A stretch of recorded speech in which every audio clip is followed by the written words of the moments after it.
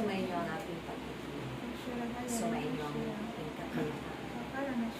Ang mga bagay na ito ay lagi ninyong panatilihin sa inyong mga buhay. Kayo'y pinuno ko na ng aking kapangyarihan. Na aking ipinagkatiwala, malaon ng panahon. Kung kaya ito'y inyong sindi na tuktin, na aking mga mahalagang ipinagutos sa inyo. Dahil hindi kayo mahihirapan sa inyong mga buhay aking. Pangako ko sa inyong mga akong siyawi lamang siyang paglilingkuran ninyo. At tunay na hindi kayo makukuhaw sa ano pa mang bagay. Hindi kayo matugutom, hindi kayo mabibigit. Dahil ang mga himala at hiwaga ay isa sa inyo. Noon pa man, ako na ang unang umibig sa inyo. Kaya ako ang Diyos ng paninilang at kawakas. Magpahanggang ngayon, hindi ako nagbabago. Diyos ng kagalingan. Diyos na kailanman hindi kayo iniiwan. Kaya't aking mga anak, panghawakan ninyo lang ang aking at nakatitiya kayo ng sagalang buhay, ng mapayapang buhay, ng kaayusan, ng tunay.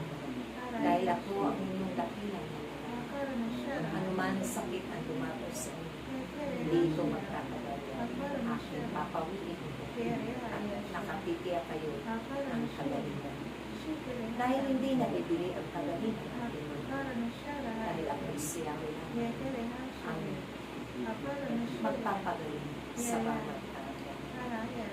Kung kalooban kong palakasin kayo sa inyong mga pangangatawan, mangyayari ang lahat sa akin pangalan.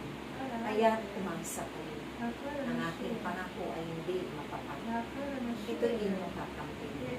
Ito'y mapapakinabangan ng inyong bawat salila. At ito man ang inyong maipapamana sa kanila.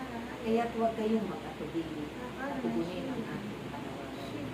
Maririnig ninyo ang aming mga tinig dito sa ating mga pagtitipala. Sa bawat tingin po, kami naroon.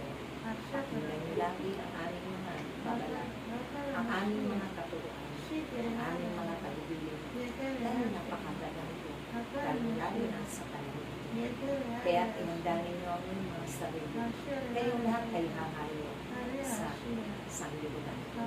Saan man dako po kayo itatlo. Kayo'y magsisunod aking mga anak, upang hindi ninyo danasin ang mga nararanasan ang inyong kapit-bansa. Sila'y kaawa-awa at talakayan ang inyong mga kapatid na naroon. Kaya kayo'y magsipag-tugon sa aking panahon. Sa aking mga mahalagang ipinagutos at tagubilin, ito'y pakatatandaan nyo.